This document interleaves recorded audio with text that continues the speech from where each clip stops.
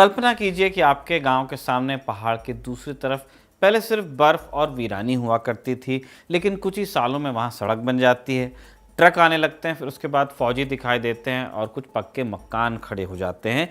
देखते ही देखते पूरा गांव बस जाता है। लेकिन ये गांव हिंदुस्तानी नहीं, चाइनीज़ गांव है। सुनने में आपको किसी फ्रॉड फिल्म की कहानी लग सकती है, लेकिन भारत और चीन की सीमा पर ये बरसों से चल रहा है। चीन अरुणाचल प्रदेश में लगातार सीमाई इलाकों में गांव बना रहा है। अरुणाचल में अपर सुबनसिरी नाम का जिला पड़ता है। खूबसूरत वादियों वाला इलाका है। इसका उत्तरी हिस्सा तिब्बत के साथ सीमा साझा करता है। लिंगबिंग में नाह ट्राइब रहती है।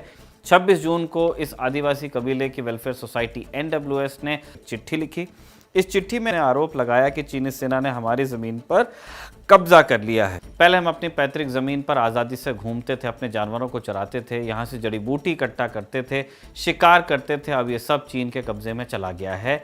हम निवेदन करते हैं कि आप ये मुद्दा राज्य सरकार और केंद्र सरकार के सामने उठाएं और चीनी कब्जे को रोका जाए। भारत जिस सीमा को मानता है, चीन उसे मानता नहीं। भारत कई बरसों से कह रहा है कि आइए बैठकर हल निकालते हैं, लेकिन अब तक कोई समझ दोनों देशों के बीच नहीं बन पाई है।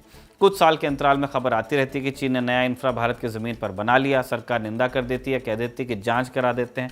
एक तर्क बार बार उछाला जाता है कि ये इलाका तो पहले से ही डिफैक्टो कंट्रोल चाइना का यहीं पे है, उन्होंने वही बनाया है। लेकिन आज तक किसी सरकार ने वो नक्शा नहीं दिया कि हम कहां तक की ज़मीन को अपना मानते हैं, चीन कहां तक की अपनी ज़मीन को उसका मानता है।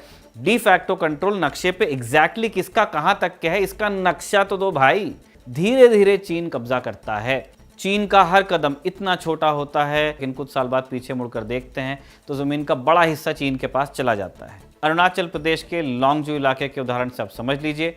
1959 में यहाँ झड़प हुई। इसके बाद चीन ने इस इलाके पर अपना नियंत्रण मजबूत कर लिया।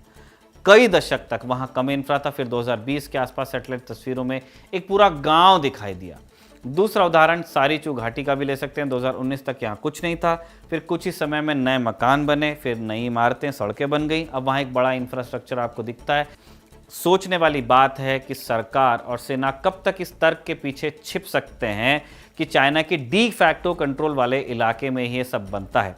अगर चीन के डिफैक्टो कंट्रोल वाले इलाके में सब बन रहा है तो वहाँ के जो मूल निवासी हैं, वहाँ के जो सांसद हैं, क्यों शिकायत कर रहे हैं कि जिस ज़मीन पर हमारे जानवर चरते थे अब वहाँ पे नहीं जा सकते हैं।